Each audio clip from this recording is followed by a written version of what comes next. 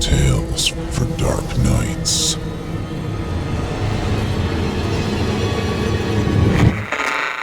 Want to make sure you never miss a Chilling Tales for Dark Nights video again? Be sure to subscribe and hit that bell to turn on notifications. String of Pearls by Kitty Olsen. All I've ever wanted to do in life is teach. I love it. I've never regretted that choice, but it can be hard. I'd seen it all. Bullying, attacks, suicide, abuse in all its spine-chilling forms. The kids you think will become something end up ODing on drugs. The kids you think are headed straight for the gutter make a hard right and really pull their lives together. I'm proud of those latter kids. The former, well, I have a wine cabinet for a reason. It was about 4 years ago when I had, well, it was an odd thing. I still don't really know what all happened. It was just shaping up to be another average year. Some students left, and there were some new faces as well. It was 3 of those new faces that really changed things. Right on the ringing of the bell, I heard them come in. I was still writing things on the board, so I didn't turn to look at them. Right, welcome back to school this year. For all the new faces, I'm Mr. Scott, and I hope this will be another great year in English. I turned around, and for a moment, I was actually given pause by the 3 new faces in the front row. I'd had identical twins in the past. Some pairs pull all the switching and trickery. Others got more than a little pissed when I couldn't tell them apart. But identical triplets? That was new. And this was past your average identical siblings. Even identical twins have some differences. Clothing, style, heights. Sometimes it's just the way they hold themselves. There was nothing different between these 3 girls. From their platinum blonde hair cut just below the chin down to their pale blue eyes, there wasn't a single difference between them. I cleared my throat before glancing at my roster again to see if I had 3 sisters in the same room, but no one had the same last name. And you 3 are? They all smiled and replied in unison. Pearl. Clearly, my lack of amusement was apparent on my face as the entire class had a good laugh at my expense. The girl in the middle cleared her throat. Sorry, I'm Emma? She actually phrased it like a question, glancing to the other girls as if to confirm that was really her name. The girl to the left nodded. That makes me Sylvie, she said. The final girl gave Emma a pat on the shoulder. I'm Belle then. She flicked her eyes back forward and smiled. But you should probably just call for Pearl. I still frowned at this trio of strange girls, but I decided to drop it. It was just the first day, and shenanigans like this were hardly worth the time and energy at this stage, so I just got on with starting the class. At the very least, the only disruptive part of the girls was their appearance. They sat in silence, reading through the year's syllabus and quietly listening as I talked about what I expected from them this year. When the bell rang, the girls all got up together and left for their next class, quietly whispering amongst themselves. At first, I believed it was just a first-day stunt, a way to weird out their new teachers. They just transferred to the school district that year, after all, and clearly they knew each other incredibly well. Just a unique way to break the ice. But the next day, they all returned in sync, wearing identical clothes, sitting in the exact same desks they had before, and not one of them broke or admitted to a prank or a joke. They just took their notes and did their work without a bit of fuss. When the bell rang, out they went, and that was going to be repeated throughout the entire school year. The other teachers and I just took to calling them the Pearls. They had every class together, and in every class that didn't have an arranged seating chart, they always sat next to each other as close to the front as they could. Only one of the teachers still used a seating chart, Miss Thompson. Old gal, she teaches a few of the algebra classes. And she noted that although the girls weren't disruptive, they did seem anxious when they were apart. The moment the bell rang, they'd spring to their feet to be near each other again. And although Miss Thompson never caught them, she was certain they were giving her the stink eye whenever she had her back turned. Granted, Miss Thompson was always certain the girls in her class were disrespecting her one way or another, so I didn't pay her much mind. For the first few weeks, their very presence caused heads to turn. They got stares wherever they went. Mocking them or teasing them got nowhere. They'd just laugh it off and go on their merry way. I saw a few of the other students try to befriend them, but it didn't really stick. Although the Pearls were polite, it was like they were all in their own little world, and they weren't interested in inviting anyone else in. If I didn't know better, I'd say the Pearls were really just one girl. Even the handwriting on their homework assignments was identical, but I couldn't call them out for cheating as they were careful enough to word things differently. But as most things go, people got used to them. Even I got used to the Pearls. After all, they were strange, but apparently they were harmless. It was about a month and a half in when I was notified that Brooke Pate was going to be returning to school to repeat her senior year. Oh, Brooke. Teachers know a Brooke, one way or another. Brooke had hit every speed bump a teenager could. She came from a broken home. She was constantly falling asleep in my class because she hadn't slept the night before. Homework would either be turned in several days late or not at all. She'd come to school in dirty and wrinkled clothing, and this made her a target for the crueler students. It didn't help that she was quiet, but quiet for two reasons. One, she had one of the worst stutters I'd ever seen in a student, and two, she was missing several teeth due to poor oral health. Of course, I'd reprimand and attempt to punish any bullies once I caught them, but unfortunately, I worked under a principal whose idea of fixing bullying is to shake hands and apologize. No real long-term punishments. You can imagine how well that worked. Poor Brooke. I did what I could to help her, but one night in February, after a cruel fake love confession, she'd broke and swallowed a bottle of pills. The rest of the year, Brooke wasn't in class. I thought she just dropped out entirely. But somehow, that girl found it inside of herself to return to the school that hadn't helped her. She still had dark circles under her eyes, and her red hair was still greasy and unkempt, but she was determined to come back and finish her final year in high school. I couldn't have been prouder when she walked into my class that Monday morning, clearly forcing herself to hold her head high and a frail but powerful determination beaming out of her. The Pearls had been a touch early that day. I think Mr. Poole had let the kids out of his class quicker than usual.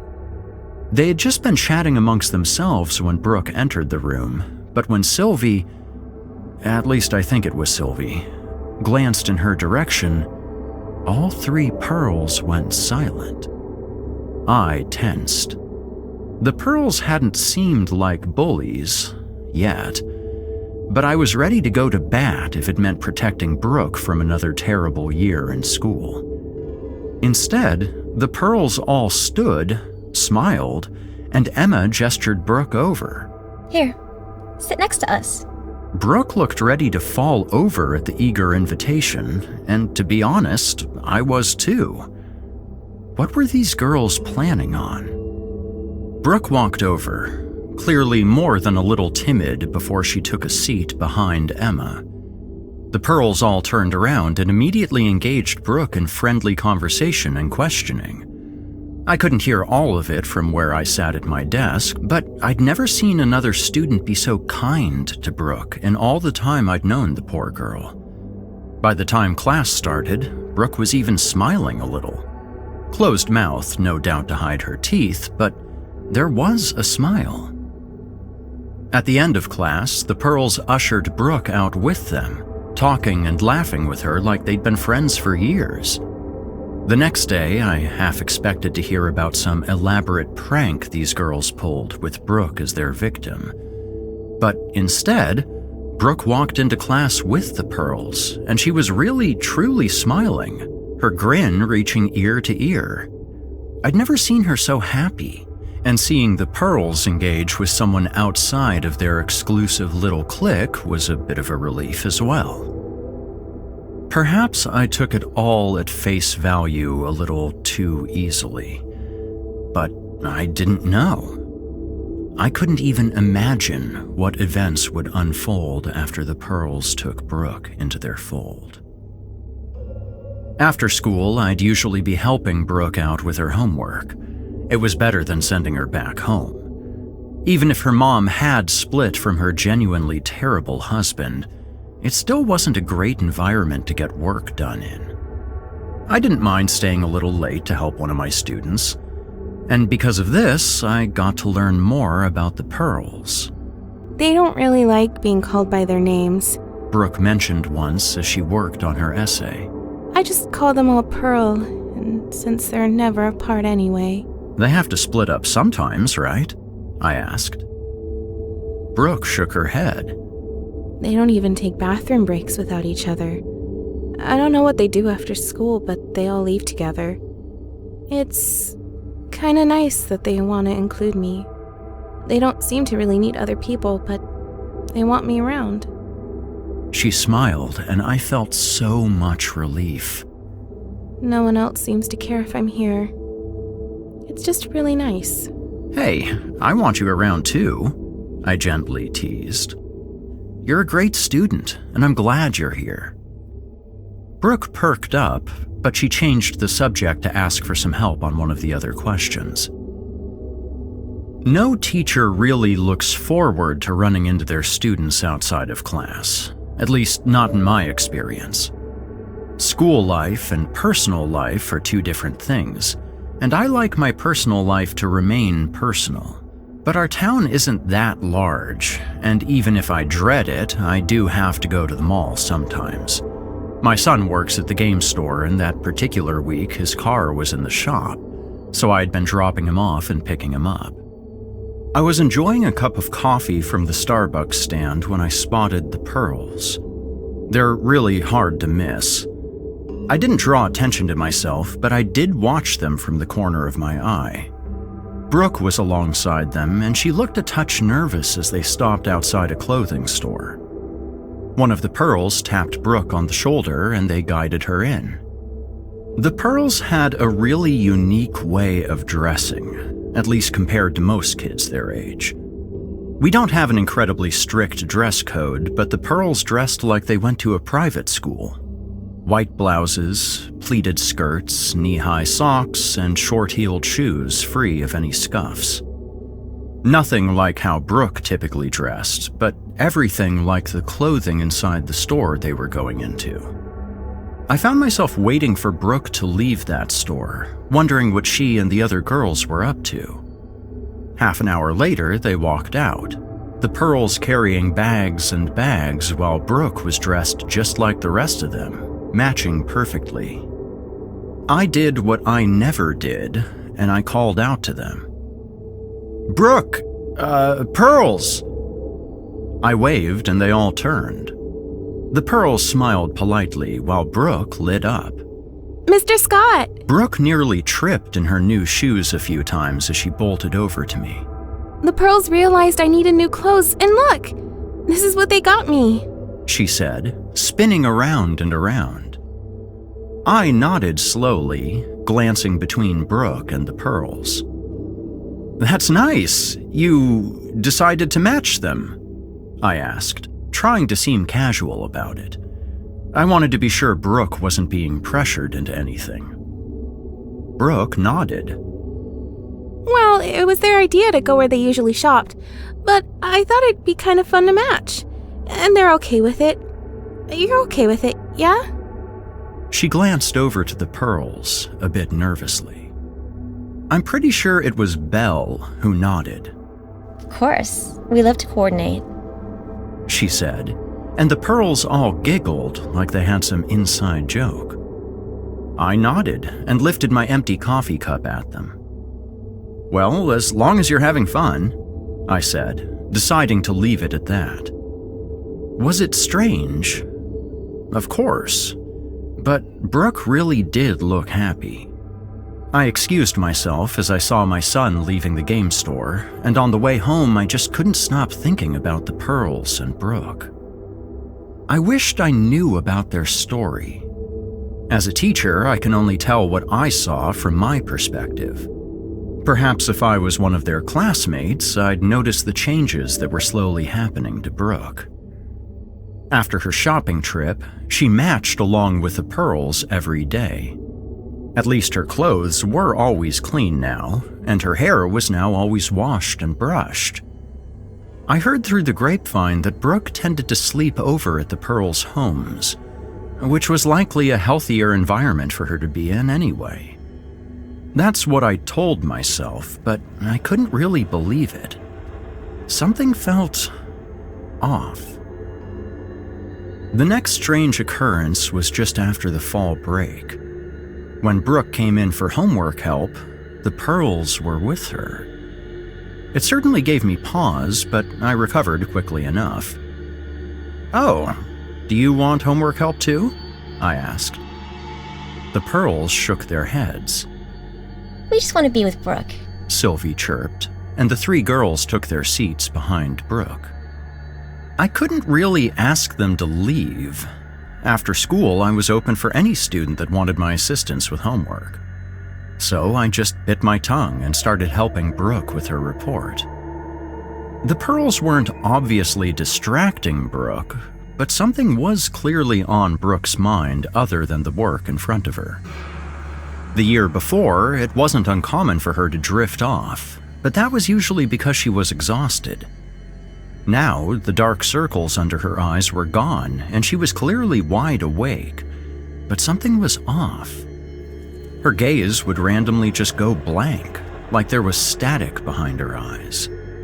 Then she'd snap back to it, usually with the correct answer to the problem she was working on. It was bizarre. By the time we were done, I was thinking she was high or drunk.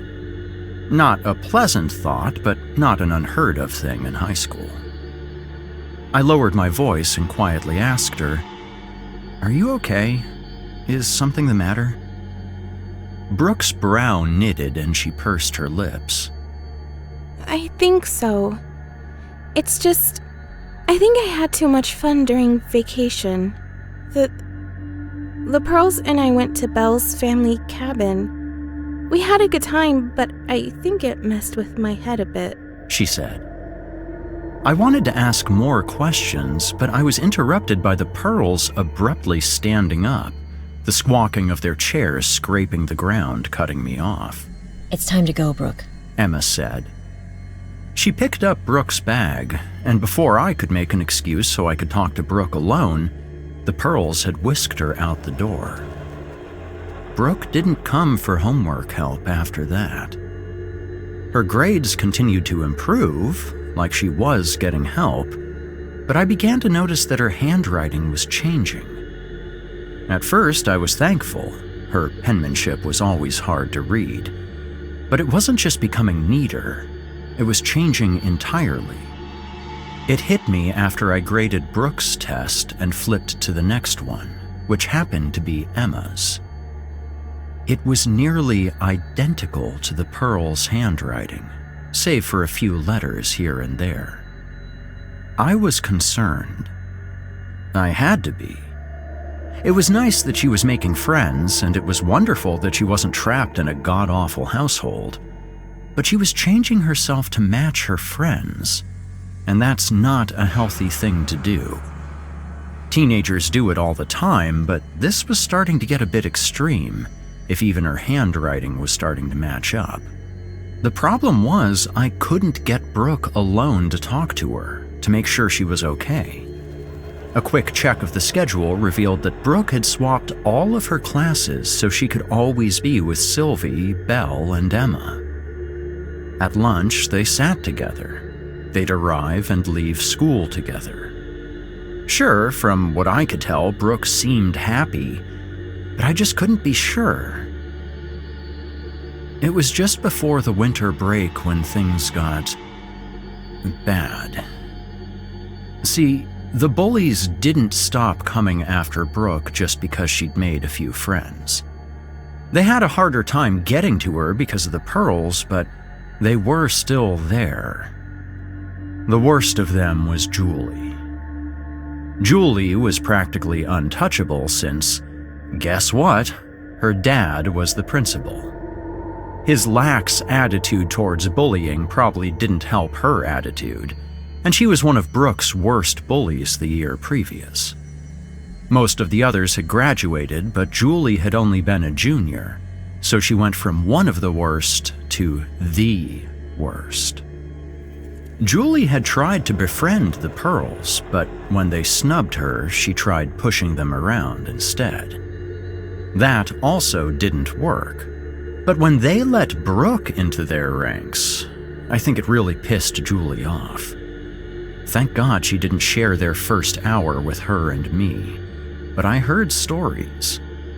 There was chatter about how Julie consistently used her most lethal weapon on Brooke: gossip. Everything and anything Julie could think up, she'd whisper to her lackeys, and they'd in turn blab about it to their friends. Whenever I caught Julie up to her rumor-spreading shenanigans, I'd call her out, but sending her to see her dad wasn't exactly an effective method of punishment. Even if Brooke had friends now, it was hard not to feel hurt hearing gross stories about yourself that weren't true. It was the day before Christmas break. All the kids were acting wild, even the Pearls, who were usually well-behaved. Kids were running up and down the halls between classes. There was shouting all over the place, and not one teacher's desk had escaped either being plastic-wrapped or covered in aluminum foil. My dang scissors were nowhere to be found, so after my first period, I was in the halls as well, dodging wild teenagers as I searched for anything to cut through the mess of plastic wrap on my things. I didn't see it happen. I just heard the scream and the crack. I skidded to a stop. The excited atmosphere turned to terror as more screams and shouts for help echoed through the school. I bolted towards what I judged was the source: the stairs. It wasn't the first time someone had fallen down the stairs leading up to the second floor. They were incredibly steep. But every other time, it was just a trip to the nurse's office for some ibuprofen or an ice pack. At worst, a splint for a sprained ankle or wrist. One time, someone knocked a tooth out. But I shoved past the ring of kids to step in a puddle of blood that was only continuing to grow. The body, laying face down at the foot of the steps, was still. Way too still. I shouted at everyone to back up, get away, before I knelt down to see how bad it was. I had to roll her to her side to see it was Julie. Her eyes were wide open, but they weren't moving. Blood was still pouring out of her nose and mouth, and her neck was bent in a strange way. For a second, I couldn't hear anything except my heart pounding in my ears, and the world just stopped. No matter how terrible a student is, you have to pause when you think one is dead in front of you. I was brought out of my shock when I heard the telltale click of the Pearl's heels. I looked up the steps to see the trio of girls walking down, followed by Brooke. Brooke's face had gone white, and her hands had flown up to cover her mouth. But the pearls were expressionless. I'd seen similar looks on their faces when I was talking about the iambic pentameter. They truly and deeply did not care about the bloodied, still body in front of them. Time suddenly started moving again, and the pearls were now acting shocked and horrified at the grisly sight in front of them. She just fell forward. Sylvie said, wrapping her arms protectively around Brooke. I'll call 911. Mr. Scott, is she okay? Belle said, and pulled out her cell phone. I couldn't respond. They seemed convincing now, but I could not get that bored look on their faces out of my head. Julie survived, somehow. When she finally awoke from her month-long coma, she insisted she'd been pushed, but there was no proof. No one had seen Julie fall down the stairs, just the aftermath of it all.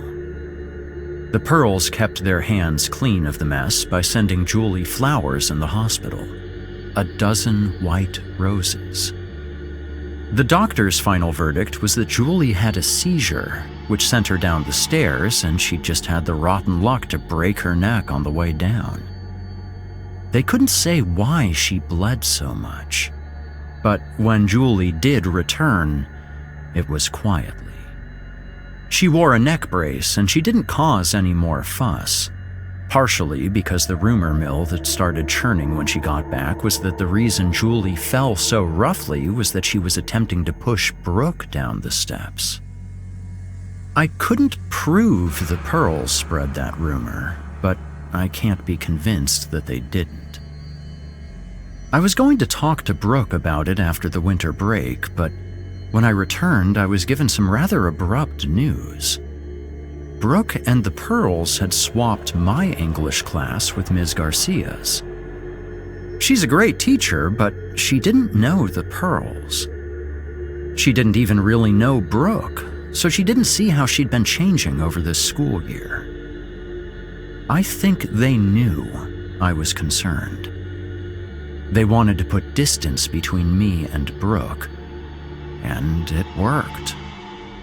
I would catch glimpses of Brooke in the hall, but the Pearls were always around, and the moment one saw me, they'd all hurry away, Brooke not even looking in my direction. Even with those glimpses, though, I saw changes. Sometime over the winter break, Brooke had gone to the dentist and gotten new teeth, or at least I assumed that's how she fixed the gaps in her smile. She now had a full mouth of white teeth. She slimmed down, her skin cleared up. By February, she was rocking the same platinum hairstyle, and now it was nearly impossible to pick her out of the rest of the Pearls. All these changes, I could explain them. Changes in diet, bleaching her hair, better dental care. Nothing that evil if she'd made those choices on her own. But I couldn't say she was making those changes on her own. Matter of fact, I can't even say that now. I didn't get a chance to speak to Brooke again until the week of graduation, another school year drawing to a close. I had all but given up on ever talking with one of my favorite students again. That afternoon, I was organizing my classroom when the door creaked open. I turned, and there was Brooke. The last bit of Brooke left, at least. She barely resembled the girl she'd been at the beginning of the year. Not a trace of red hair, not a wrinkle on her neatly pressed blouse. Even her face shape seemed to change, looking slimmer and with higher cheekbones. Mr. Scott? She said, quietly. I set down the pens I'd been sorting and hurried to her side. Brooke, are you okay? I asked, not beating around the bush. I didn't know how much time I had. Brooke frowned, almost like she didn't recognize her own name. Right, Brooke. She finally said, nodding slowly. I'm Brooke. A little bit, anyway. A little bit? I repeated. Brooke was quiet for a bit, just looking around my classroom wistfully. I'm graduating this year. I did it. I'm so proud of you. I rested my hand on her shoulder. I know you worked hard to get here. Brooke, what's wrong? Where are the pearls? Bathroom. I don't have much time. Brooke took a deep breath and straightened her shoulders. I'm here to say goodbye. My classroom is always open to students, new and old, I said. Brooke smiled sadly. Well, I don't think I'll be coming back. Or if I do, I won't be me anymore. She shuffled her feet, cringing and shaking her head. I won't be me. I'll be Pearl. You don't have to be anything you don't want to be, Brooke, I said. Brooke pressed her lips together before she shook her head. I'm afraid that's not my call anymore. Not after I pushed. She cut herself off, but it didn't take a rocket scientist to figure out what she was going to say. Julie, I finished. Brooke was quiet, still cringing and now rubbing her temples like she had a migraine blooming in her head. I don't know if it was me, she said. It might have been Pearl. Which Pearl? I asked. Which Pearl pushed Julie? Before Brooke could respond, my classroom door slammed open, and in walked Sylvie, Emma, and Belle. They lined up and crossed their arms in sync, staring me down. Now I had a headache. I stumbled back, squinting as I tried to figure out where the ringing in my ears was coming from. We have to go. The pearls spoke in sync, and with their similar voices, it just sounded like the same person speaking over themselves. That sure as hell didn't help my aching head. Brooke sighed and wearily nodded. It's time to go, she agreed, before turning back towards me.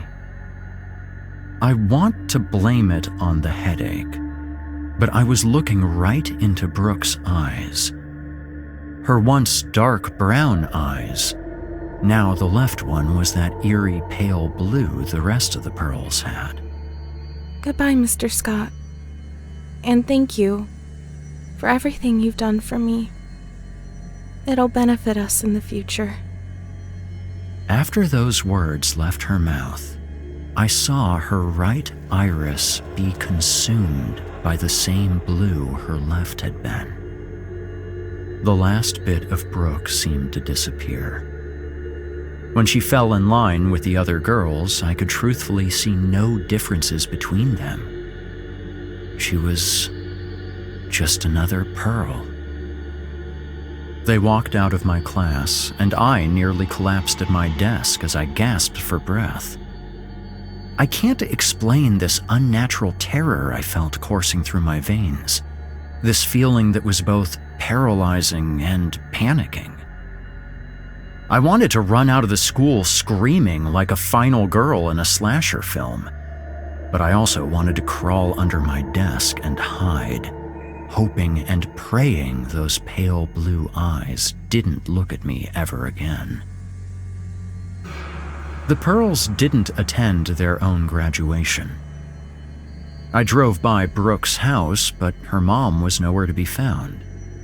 When I questioned the neighbors, I learned she hadn't been seen since winter break. One neighbor saw her driving away with a trio of blonde girls in the back seat. The other Pearls' houses were now vacant as well, for sale signs tacked onto their lawns. It was like they'd never been there in the first place. I can't explain the pearls.